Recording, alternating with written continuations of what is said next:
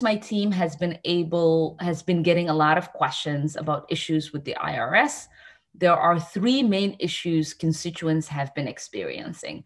One is tax return delays, two, missing stimulus payments, and three, issues with the advanced child tax credit that we were able to pass and secure in the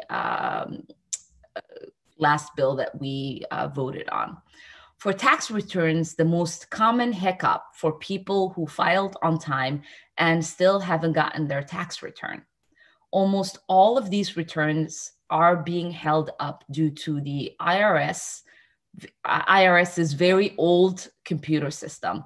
The IRS explained to my team that once their computers have reached capacity for the number of returns it could process on a given day, it puts them into an error status until they have enough computer power to process them. For some reason, once a return is in this error status, it is not processed in the order it was received. So someone filing in a less busy tax day in April will get their refund before someone who filed months earlier in a busy day. It's a very complicated situation. The IRS doesn't have a way to act on returns once they are in this error status. They have told us that the only option is to wait until the return is finally accepted and processed.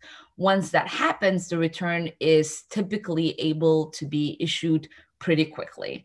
This situation highlights how important it is for Congress to fund new computer systems and increase staffing levels at the IRS, which is something that we are working on with some of the appropriation bills that we are putting through this week. My team is not able to get your returns out of this error status. However, some other issues could be impacting your return.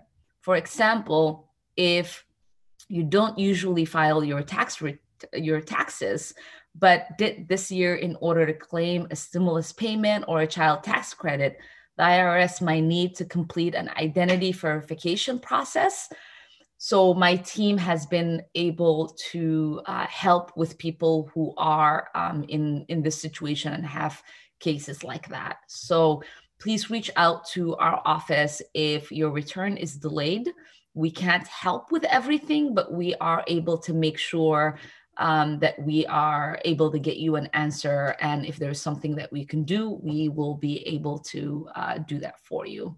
For missing stimulus payments, most people who conduct our office are missing their third stimulus payment, also known as the economic impact payment.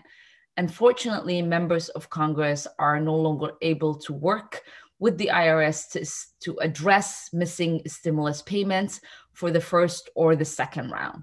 People are still able to claim their full stimulus payment or whatever portion of it you didn't receive through your 2020 tax return. The IRS's website has all the information that you need in order to figure out what you can do to recover your rebate credit. If you are missing your third stimulus payment or received it and received an incorrect amount, we might be able to address that on your behalf. The IRS still is working on issuing these payments, and in any instances, you might need to wait for a physical check to arrive in the mail. You can also check with the IRS's Get My Payment tool. That portal will hopefully provide information on when you can expect your stimulus if you haven't yet received it. If the portal says you should have received a payment, but you did not, you might need to request a payment trace. If you've gone through the steps and still have not been able to determine the status of your third stimulus payment, please feel free to contact our office and we will be able to inquire with the IRS and see if we can figure out what is going on there. Earlier this month, the IRS began distributing the advanced child care tax credit, the advanced child tax credit payments to eligible families, which we are really excited about. We've been hearing that many of our constituents have received them as expected, but many folks might still be experiencing some challenges and might not have received it. If you've not gotten your child tax credit payment, please see if the IRS thinks you are qualified by going to their portal for the child tax credit.